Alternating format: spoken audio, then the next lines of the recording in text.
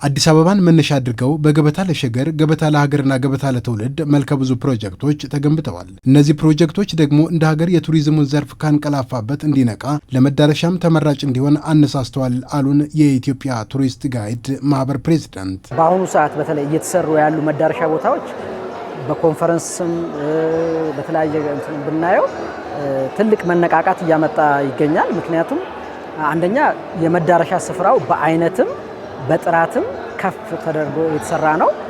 አክሰሰብል ናቸው። ለአንድ ጎብኚ በአጭር ጊዜ ውስጥ የተሻለ ነገርን ለማየት በሚያስችል መልኩ ስለተገነቡና ስለተሰሩ፣ ሁለተኛ ደግሞ ከምርጫ አንጻርም ከነበሩት አስቀድመን እናስጎበኛቸው ከነበሩ መዳረሻ ስፍራዎች ተጨማሪ በመሆን ስለሚያገለግል ትልቅ እመርታ አለው። በእርግጥም መዲናዋን መነሻ አድርገው እንደ ሀገር ገጽታን ከፍ ያደረጉ ፕሮጀክቶች መገንባታቸው የኮንፈረንስ ቱሪዝምን መሳብ ያስቻሉ አቅሞች ሆነዋል። ከቅርብ ዓመታት ወዲህ ትልልቅ ሜጋ ፕሮጀክቶች በተለይ የኮንፈረንስ ቱሪዝሙን የሚያሳልጡ ትልልቅ ፕሮጀክቶች መዲናችን ላይ ተገንብተዋል።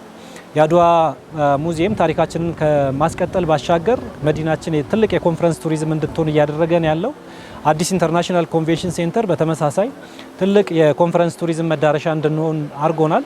በዚህም እንግዲህ እነዚህ የልማት ስራዎች ከፍተኛ አስተዋጽኦ አላቸው። የንግድ ጉዞ ቁልፍ አካል የሆነው የኮንፈረንስ ቱሪዝም የዓለምን 10% ጥቅል ምርት የሚሸፍንና በመቶ ሚሊዮኖች የሚቆጠሩ ስራዎችን የሚደግፍ ወሳኝ የኢኮኖሚ ሞተር ሆኗል። ኢትዮጵያም የዚህን ዘርፍ አቅም በማሳደግ ራሷን ለዓለም አቀፉ ማህበረሰብ እያስተዋወቀች ነው።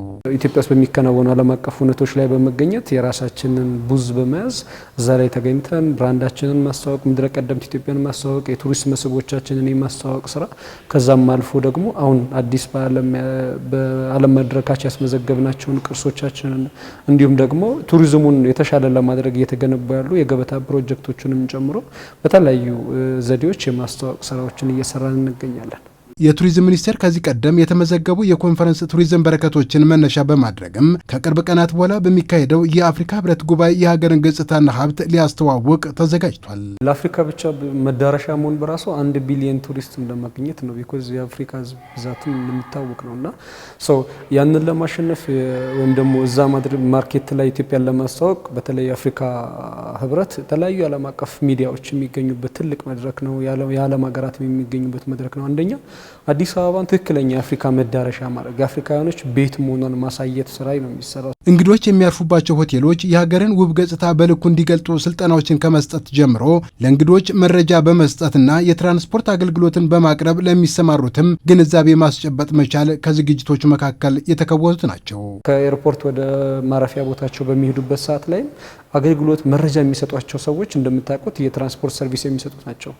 እሱንም ከባለድርሻ አካላቶች ጋር በመተባበር ኤርፖርት ላይ የታክሲ አገልግሎት የሚሰጡትን ኢቭን ከተማ ውስጥም የታክሲ አገልግሎት የሚሰጡት በተለይ ሜትር ታክሲ የሚሰጡትን አገልግሎት ወደ 4000 በላይ ሰዎችን የማሰልጠን የማዘጋጀት መድረኩ ለኢትዮጵያ ምን ያህል ጠቃሚ እንደሆነ ምን ማለት እንደሆነ ምን አይነት መረጃዎችን ቢሰጡ የተሻለ እነሱም ተጠቃሚ መሆን የሚችሉት ሀገራቸውንም እንዴት ማስተዋወቅ እንደሚችሉ ግንዛቤ በሚፈጥር መልኩ ጠንካራ ስልጠናዎችን ሰልጠናል።